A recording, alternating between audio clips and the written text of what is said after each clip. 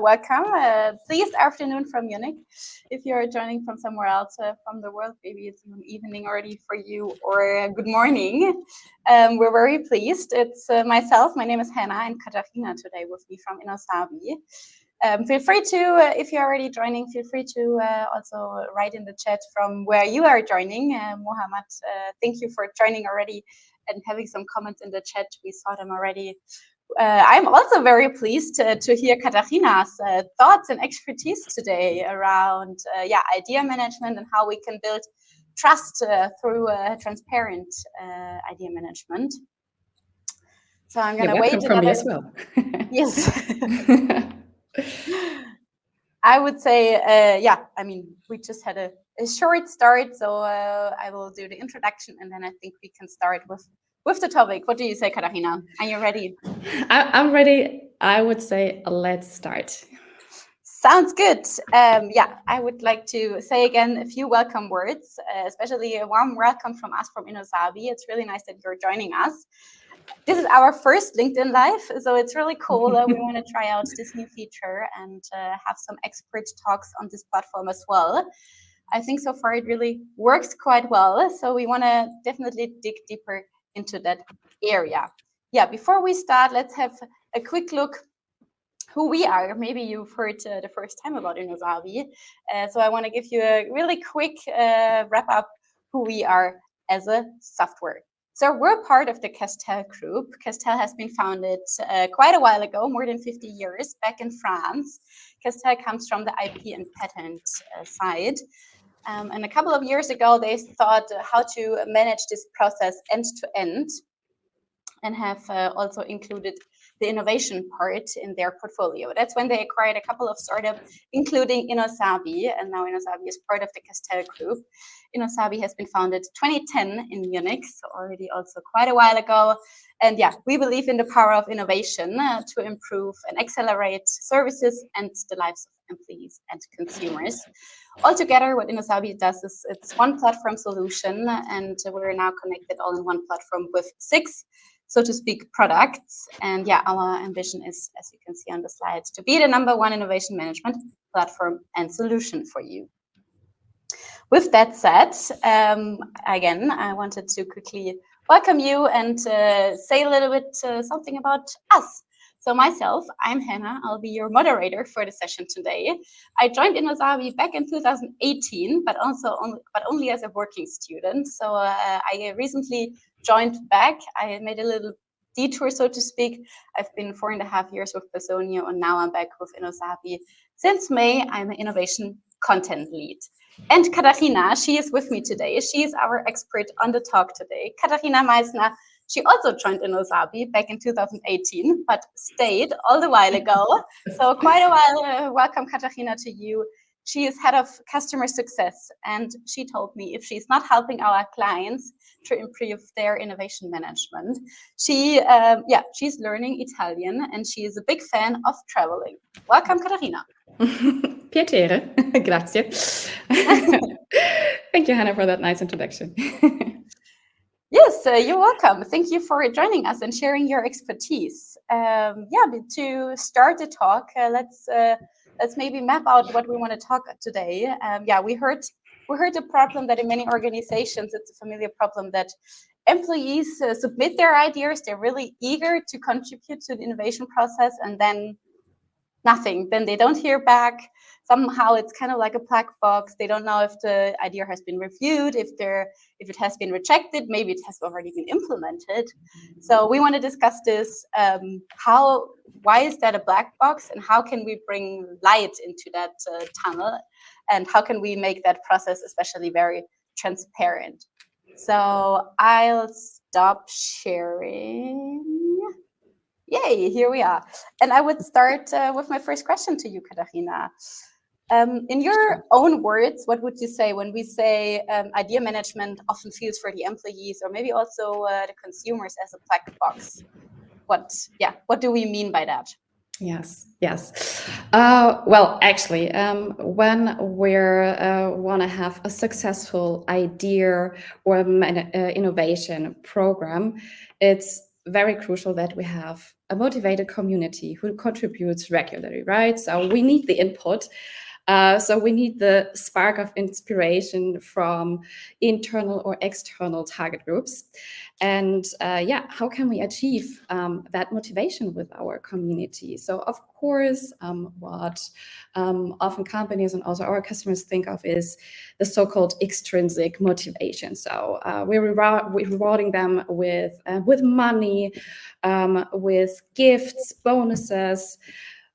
But let's be honest, the best scenario is that you have a so-called intrinsically motivated community, intrinsic motivated users who just have that urge and that passion to improve their daily processes and daily work, or also the products and services the company is offering and they identify with. And in order to have this intrinsic motivation, it's very, very important for the users that they really see that their contributions have an impact. So that it's not a black box where I put my great ideas, my brain juice in, and then I don't hear anything back from it anymore. So I don't know what's happening with the ideas, who is reviewing it, or what kind of criteria. Why was it rejected? Was it rejected? Why was another idea implemented? And also, what was implemented? What could we achieve as a community together? And these are all, sometimes challenges when you want to implement, but also want to keep it alive in a successful idea and innovation program. I want to stick a little bit longer and add one more question to this, to this problem statement, so to speak, where people kind of like feel lost. What kind of feedback would you say do you hear from our customers and our users when they feel like, okay, their idea is going nowhere, as you just described? So you mean like what kind of challenges they have in building? What they then say, also from an internal perspective. Yes, exactly. The things that I already featured a little bit, like that after a while, so at the beginning, of course, it's like celebrating participation in these programs, right? So it's great. Hey, we have this number of ideas. We have this number of active users, active employees, or external users on the platform who are contributing their ideas and suggestions. But after a time, it's important to celebrate the successes and the outcomes. And this is something that also our customers struggle from time to time, how to create this transparency, right? How to give our success stories the room that they deserve. But it can also be just little things showing step by step what's happening actually with an idea when it proceeds in an approval process, for example. Amazing. Now you already shared some example. I would like to dig a little bit deeper into how, what are some practical tips that you can share on how this transparency can reach. So could you share one or two more examples of how one of our customers actually improved that transparency within that idea process? Absolutely. I mean, we have customers who started very, very intransparent, say, where you have actually non-level of insight for the active contributors. So they didn't know on which kind of evaluation criteria, for example, the decisions were based on. So this, I would say, this is the baseline. So this is not only to help the contributors understand why my idea was rejected, for example, but it also can improve the quality of the submissions, actually. Because let's have an example. When you communicate upfront, openly, that one of the criteria the ideas are evaluated on is the benefit for the customer. So you have to have that part in your submission already, in your suggestion, then it's very likely that ideas that are focusing just on internal benefits, maybe well-being of employees, that they're not submitted at all. And this saves your idea managers a lot of time in the pre-check to say, well, thank you, that's a nice idea, but here we want really have ideas that are also beneficial for the customers. But when you communicate this upfront, you can save time, prevent frustration on the contributor side and stuff like that. So this is at the very beginning, I would say. Yeah, I was about to say, so this is really before you even start laying out the process, right? Yes, exactly. And after that, also to make it again transparent and visible and understandable. I'm going to use that word. Can we make a list? What's happening actually after I submitted my idea, my suggestion to improve products or services, who are the experts reviewing it? How much time might it need? So also expectation management. So they're saying, well, please don't expect an answer tomorrow or next week. We will need at least 3 weeks to review it. Some of our customers have regular on-site meetings. So where they're meeting in a group of experts, of managers, reviewing the ideas that came in the last month together, and then deciding, okay, with what kind of ideas do we want to proceed, what are not suitable. And this needs to be communicated upfront so that the people don't get frustrated if they don't hear immediately back. So yeah, to illustrate the process, what's happening after I have posted my idea. Yeah, exactly. Great examples. So we now down, it's definitely everything around communication and transparency all around the process. And do you have any other typical bottlenecks that you would say could describe the process or could happen within the process, and how maybe communication can help to solve them? Yes, I mean, communication, bottlenecks, different things, right? But let's stick with the bottlenecks at first. I mean, so-called bottlenecks, this is where an idea is stuck in the process, where it cannot proceed. It needs a long time for different reasons. I mean, we're all humans, and we all know that life happens, work happens, and even though you have the task to review an idea, to evaluate it, or you're even then chosen to implement then an approved idea when it got budget and shall be implemented as a project, then it happens often that ideas are stuck at these so-called bottlenecks. And also technology can help you at first communicate also the expectation management to these people you're involving in the process, right? To say to them, hey, you have a deadline of 3 weeks, and we expect you to do your task. Or even maybe people can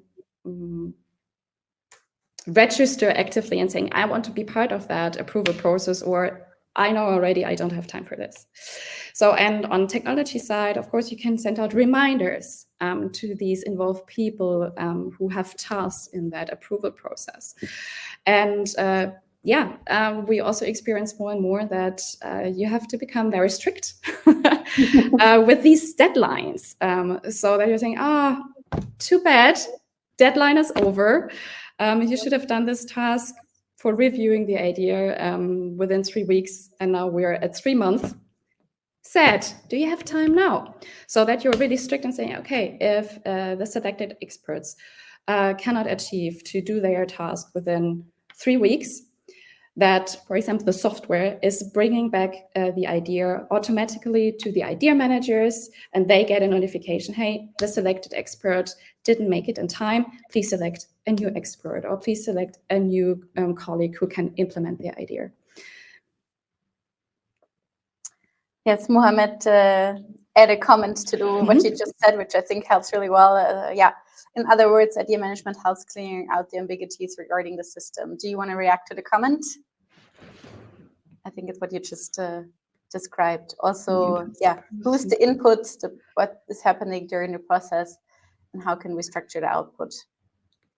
Yes, exactly. Yeah. One more additional question around that. In your experience, what would you say, how important is ownership in that context? You just described it already a little bit when it comes into the experts, and maybe then they're the bottleneck because they don't feel or they don't have that much time on their hands. Who should be responsible for making this full process visible?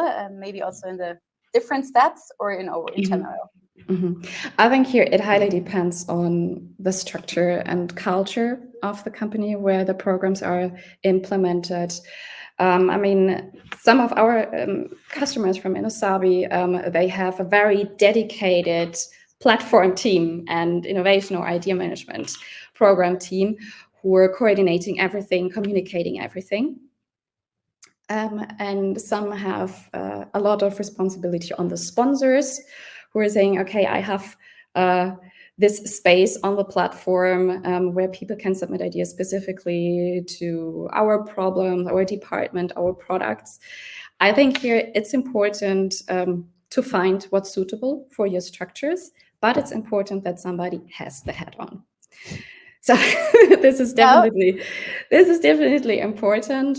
So that somebody feels responsible for when something gets stuck, when you realize, well, we had at the beginning, maybe when we implemented that program, a great process in mind, but it's not working. We have these bottlenecks. We have to be stricter with deadlines, have some automated reassignments, that somebody takes action. So this is the responsibility for, keeping that program running.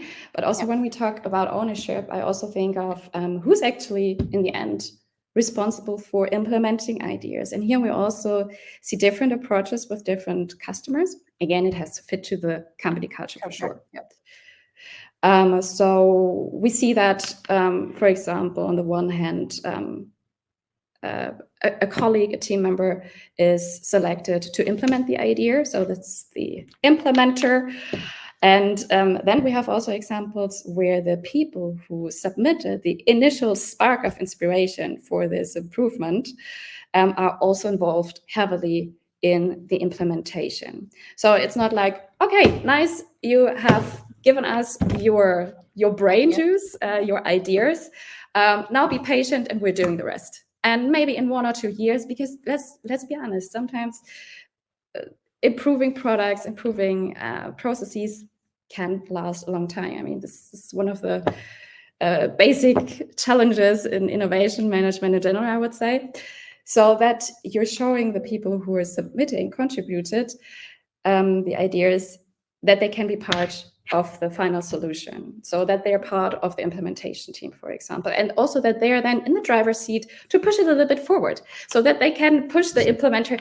Hey, well, I know you were very busy in the last weeks, but shall we maybe schedule a meeting to process here a little bit? Yeah. And then the process is fully transparent because the submitter is completely involved. Exactly. Thank you for sharing that example. Let's talk a little bit additional to that about engagement and how we can keep that engagement high. I mean, the example you just showed, the last example you just showed, probably the engagement is really high because the idea submitter is included. But how can organizations keep employees motivated to submit ideas throughout the process and stay connected with their idea and maybe also with the platform? Especially if they might have been burned before and had this feeling, okay, of my idea goes to a black box. Yes. So I mentioned at the beginning when you implement such kind of program, celebrate the participation later. It's very, very crucial that you celebrate the successes, the outcomes, the solutions you can develop together with the community, with the crowd, so that you give these success stories a space. Might it be in your internet or on the platform where you collect the ideas directly, and to share them with the employees, with a specific page, with some dedicated reporting, which is always up to date, where you see this is the number of implemented ideas in the last quarter, for example. Also, classic newsletters, mailings, newsletters, so proactive outreach to the community, because let's be honest, we're all drowned in work, I think, these days. We're not jumping on an idea or innovation platform on a daily basis. Oh, let's just browse a little bit and let's see what just happened here. We need to get a pull to see, great, there are updates, there are news in our program. So to send out maybe monthly, quarterly newsletters. I know also doing this communication is time consuming, so maybe not on a weekly basis. And let's be honest, also, as I said, implementing ideas needs a long time. So maybe on a quarterly base, at least half yearly base, that you send out an update. This is what we achieved together as a community, as an innovative community, how many or what ideas have been at least approved and even maybe already implemented. So it's also sometimes, I don't want to call it a mistake, but that some of our customers tend to, I just want to talk about things when they are finished, when they're implemented already. But the steps in between, transparency, showing also what happens in between, is also very, very helpful to keep the motivation up, that you also show, well, at least we have so many ideas on that stage in the last month, at least approved, that they can get budget, become a project, and be implemented. So yeah, it sounds simple, but often overseen. And what else? What else can I say? I mean, okay. Also, when you have the problem, okay, you were a little bit disappointed, but what you heard back. Maybe also that example of rejections of ideas, because let's be honest, not every idea can be implemented. Of course, it's part of the process. I mean, and here also I also had different interesting talks with customers. They're saying, can we communicate it? How can we communicate it nicely to not kill the motivation? Again, let's be honest to the contributors and communicate also in the best case publicly, in a public comment, for example, with a reason. Thank you for your contribution. We have reviewed it thoroughly, but for this or that reason, we cannot proceed with this idea. So then it's also visible for the others, maybe for colleagues. I mean, maybe a colleague told me already very proud, I've submitted a great idea. I'm so convinced of that.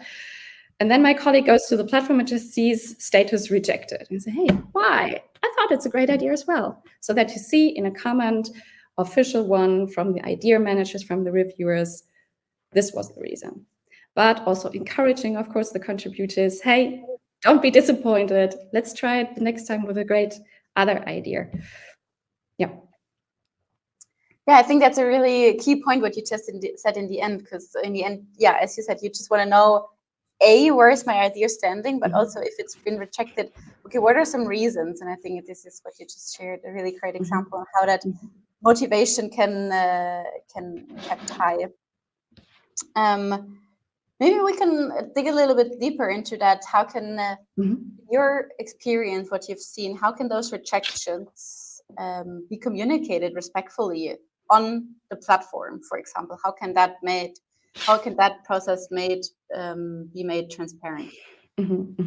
So on the one hand, I said, make it in a public comment, for example, but I think it's also very important that the submitter gets, for example, an email, a personal email, again, also with the reasons, so that the person does not just see it on the platform and maybe, oh, well, my colleague just told me my idea was rejected. What?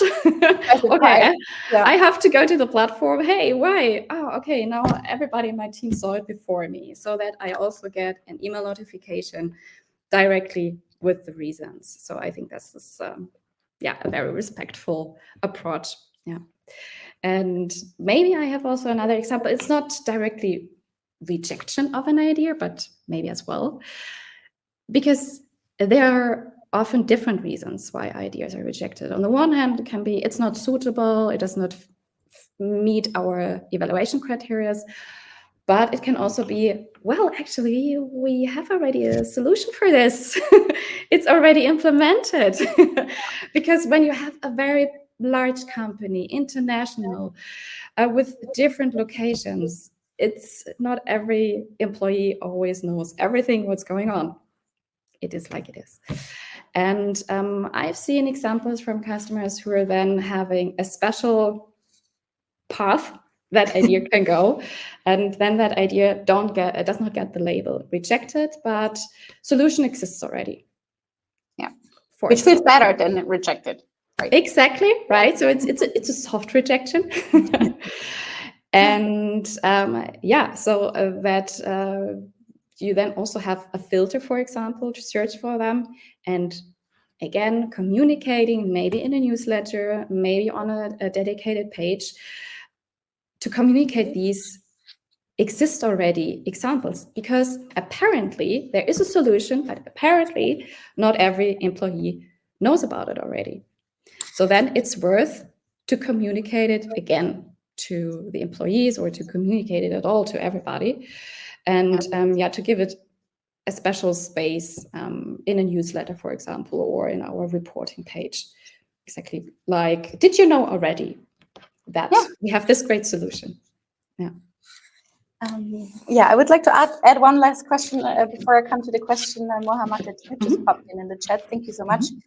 I want to keep talking a little bit more about the differences, or maybe the needed balance between openness, that you open the full process to all the ideas, but also, as you just said in the end, maybe you need some structured criteria or make them transparent, especially when you want to rate the ideas and then have reasons why you rejected that. So in your experience, what's a good balance? What's the best way to balance this openness versus the structuredness or the structured criteria? Yeah. Again, also it depends on the company culture. But I think to show open what are the criteria is it should not be a secret. I know that sometimes organizations wants to have this little back door, like maybe it met all the criteria, but maybe in the end it's still not fitting. So they're saying we still want to keep something a little bit hidden. But yeah, to be honest, I think it can just be a win to show this transparency, as I said at the beginning, to improve the quality of submissions, to prevent submissions that are not fitting to the criteria. But maybe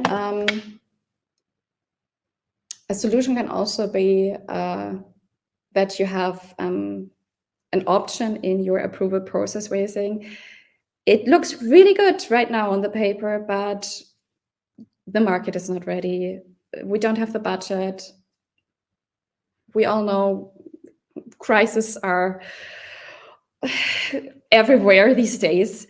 So to have, maybe a path where you can move, or to park an idea for maybe half a year, to say, it sounds promising, but not today. So we don't want, again, to reject it. Let's park it and let's have a look at it in a couple of months again. Yeah. So having different labels for the different statuses that the idea can. But again, also communicate it openly. Why is not the right time at the moment to proceed with this idea? Yeah. So we come back what we said at the beginning. It's always about somehow communication. Exactly. Thank you so much for your insights. I would now switch to Mohammed's question. And he says, I'd love to hear your thoughts on maintaining the pace of idea management programs. Is it just newsletters and updates, or is there more to it? So really, do I understand the question correctly, that it's to keep the motivation constantly high, so, and to keep the contributions constantly high?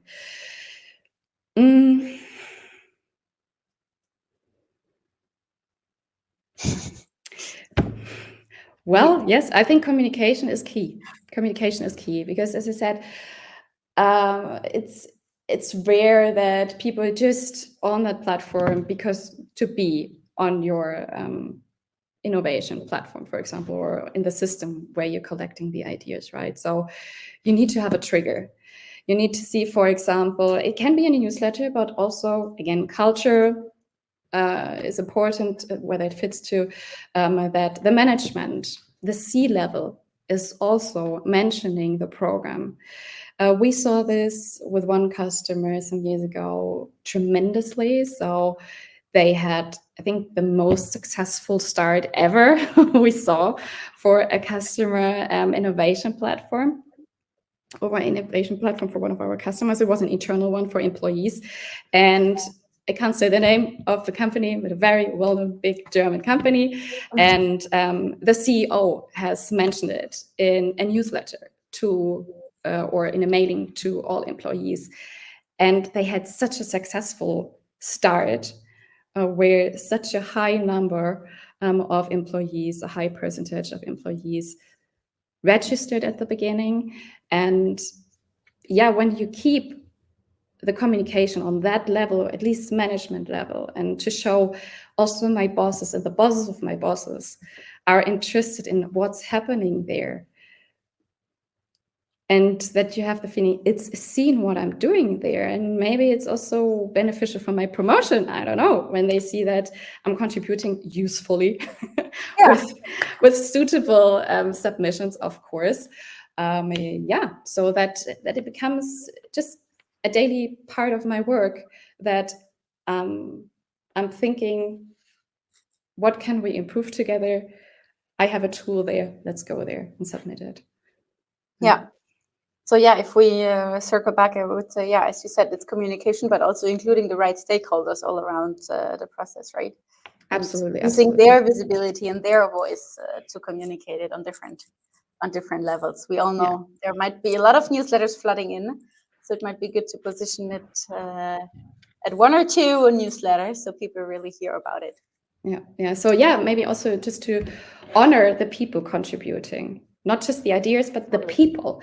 So I talked at the beginning about this intrinsic motivation, and many people also do it to be seen, that they're not because they're look how intelligent am I, but they have expertise. They were working for this company for years already, and they just want to be honored for their expertise. I think that's understandable, that's human. And yeah, maybe to have also, like, these were our top contributors of the year or of the last half a year. Yeah, I mean, you want to, still, if your intrinsic motivation, a thank you or a rewarding words and feedback is never wrong, and it always feels good. Yeah, and it sounds crazy, but sometimes more worth than a material reward. Yeah, we all want to be connected to people, and I think that what it also comes back to, that you include the people that want to be included, but also give them a voice, give them feedback, and let them know. Mohammed, did this answer your question a little bit? Yeah, maybe you can. Yeah, maybe we can ask some feedback if we thought it in the right direction, or if you thought about something different. I give you maybe one more minute. I think thank you, Katharina, for all your insights. I mean, we've seen that transparency within that black box of idea management. It's not only visibility, but also a lot of visibility, a lot of transparency, and communication. And it's definitely around building a system where people can trust the process, trust the system, and also want to engage with the other people, with the community, and maybe like-minded people, and exchange ideas, create something together. Yeah. Trust is so important, and also, I mean, stick to what you promised at the beginning, right? So when you promised rewards, they have deliver to come. They deliver them. Exactly. Yeah. Thank you so much. This was my last question. Katharina, do you want to add any more comments? Do you have something on your mind that you think is now the time to share? No, I think we have covered a lot, actually. Yeah, I think we do. Oh, we did. Thank you so much, Katharina. So this is how Katharina works, for example, with our clients. If you're now new to the innosabi ecosystem, we're happy to hear your feedback and to reach out to us if you want to see maybe our platform in action. From us, I would say thank you for listening. Thank you for joining in. If you maybe also watched the recording, then thank you for watching the recording. I just have one more slide I'd like to share before we jump out of the call. Yeah, what's next? If you want to stick a little bit longer in the innosabi cosmos and in our webinar series, I put it on here on our last slide. We have a very interesting webinar with AstraZeneca, where Madeleine shares some of their processes, how AstraZeneca is collaborating with startups. So if you want to join that, that's on the 4th of September. We have a webinar around AI and tech scouting, and another LinkedIn Live. We still need to schedule it, or the date is clear, but we have to put it in our website. So follow us here on LinkedIn so you don't miss anything. And if you want to get in touch with us, that's our link to it. If you have questions, feel free to reach out to us. Again, from my side, thank you, Katharina, for all your expertise you shared with us. Thanks for the great questions. You're welcome. And with that, I would say I'll stop that again. And thank you from the innosabi side. Thank you from my personal side that you joined us.